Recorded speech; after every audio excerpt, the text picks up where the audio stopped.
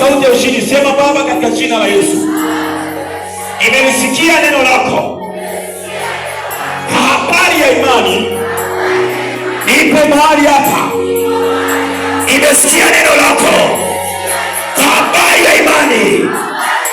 Wakati huu sasa ninainua imani yangu mbele zako, haijalishi mazingira, muda, watu naotembea nao, changamoto nazopitia, ninapenya kwa jina la Yesu, kwa jina la Yesu, kwa jina la Yesu, kwa jina la Yesu, kwa jina la Yesu, kwa jina la Yesu.